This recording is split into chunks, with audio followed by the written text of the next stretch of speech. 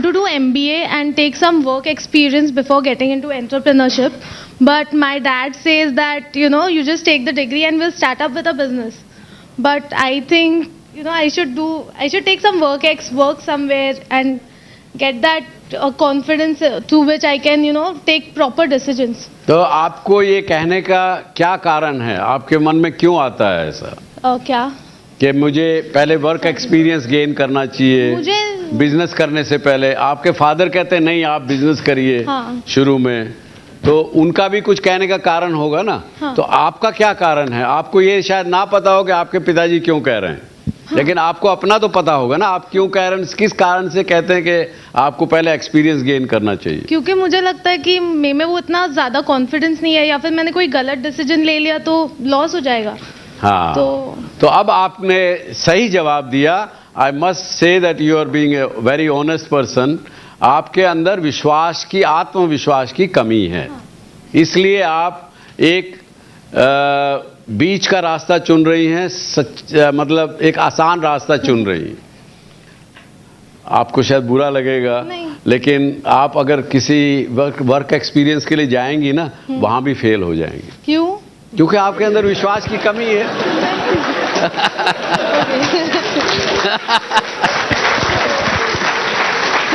तो निकिता ने जैसे कहा कि वो इनके पिताजी कहते हैं उनको कि बिजनेस करें ये, लेकिन ये कहते हैं कि नहीं मुझे भरोसा नहीं है कि मैं बिजनेस में कामयाब होंगी, इसलिए वो सोचती हैं कि अभी पहले कुछ नौकरी करके एक्सपीरियंस ले लें। लेकिन मैंने इनसे कहा कि अगर आपको अगर विश्वास अपने पर नहीं है, आत्मविश्वास नहीं है, तो वो कमी है, ना कि आपके अंदर बिजनेस करने के लिए एक्सपीरियंस नहीं है, उस बात की कमी है। तो जब मैंने कहा कि आप कामयाब नहीं होंगी नौकरी में भी, तो उनको एकदम से उन्होंने रेजिस्ट किया। क्यों? बड़े जोर से उन्होंने कहा ये हमारे युवा पीढ़ी की एक बड़ी समस्या है जिसको हमें सबने मिलजुल कर हैंडल करना है, उसका समाधान ढूंढना है। जी बताइए।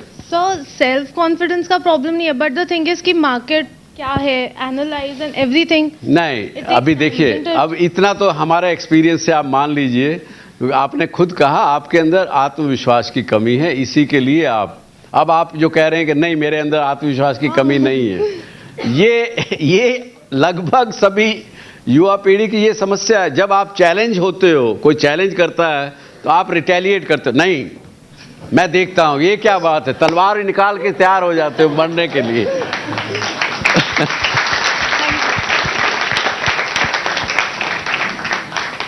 हमारा जो आइडिया था, हमने उससे बिजनेस स्टार्ट तो किया, फिर रिसर्च साइड बाय साइड चल रहा था, तो रिसर्च से और हमें पता चला कि ये नया इनपुट आया, ये कुछ हम कर सकते हैं, तो हमने वो बिज़नेस स्टॉप कर दिया रिसर्च के अकॉर्डिंग चेंजेस के। तो अभी हमने इतना रिसर्च ये करते करते हमारा ऐसा हो गया अभी कंडीशन कि जो मेन आइडिया वो स्क्रैप होके एक नया ही आइडिया आ गया है। अच्छी बात है, मैं कहूँगा ये तो बड़े अच्छी बात है अगर आपके साथ ऐसा हुआ है तो अब क्या समस्या है? तो एग्जीक्यूशन में ये हो रहा है कि जब ये एग्जीक्यूशन करने जाते हैं तो ऐसा लगता है नहीं इसमें और इनोवेटिव या और न्यू ये थिंग ला सकते हैं। तो I am talking like a broken record. आपके अंदर कहीं ना कहीं विश्वास की कमी है, जबकि आप जब एग्जीक्यूट करने जाते हैं तो आप सोचने लगते हैं कि यार सही कर रहा हूँ क्या, गलत तो नहीं कर रहा, इसमें कुछ और कर सकते हैं क्या, नया कुछ कर सकते हैं क्या। एक बार तो आपको मन टिका के उसको करना पड़ेगा और कामयाब करके उसको इनोवेट करते चले जाए। इनोवेशन तो एक लाइफ लॉन्ग एक चीज़ है। मैं आगे हम चल नहीं पा रहे हैं इस समस्या से, ठीक अच्छी बात है, लेकिन मैं आगे यही कहने वाला था आप लोगों से कि हमको अपना ऑर्बिट चेंज करना पड़ेगा। जो सोच हम भी आज आप लोग मुझे कामयाब समझते हैं, जो कि मैं भी कहता हूँ हाँ हूँ, लेकिन आज भी मेरी ये सोच रहती है कि how do I change my orbit, what I think. मेरी कैपेबिलिटीज़ यहाँ तक ये करने की है। एक बिजनेस हमारे ग्रुप में ऐसा है जिसके हम उसकी समस्या को सुलझा नहीं पा रहे, मैं भी नहीं सुलझा पाया, मेरे साथी भी नहीं सुलझा पाए। मैंने अच्छे उस फील्ड के बड़े बड़े एक्सपर्ट एक दो ला के लगा दिए, कोई हल नहीं कर पाया है। लेकिन अभी मतलब मैं लगभग इस स्थिति में पहुंच गया था कि इस बिजनेस को बंद करिए, क्योंकि अपना प्रिंसिपल है कि या तो हम स्ट्रॉन्ग नंबर वन हो या स्ट्रॉन्ग नंबर 2 हो, दोनों में ही नहीं पहुंच पा रहे हैं।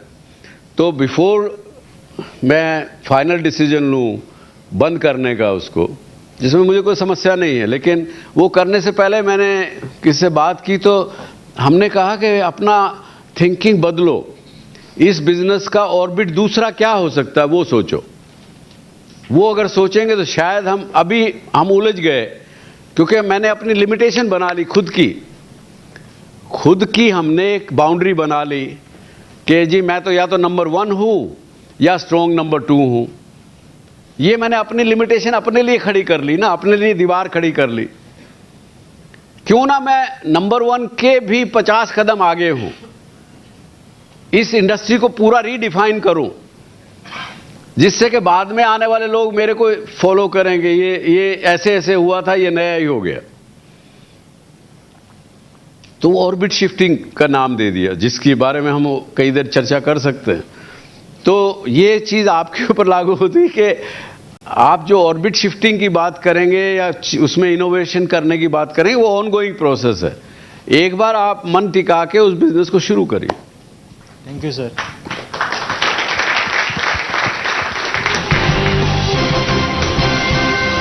कोई भी इंडस्ट्री सैचुरेटेड नहीं होती, सैचुरेटेड हमारा दिमाग होता है।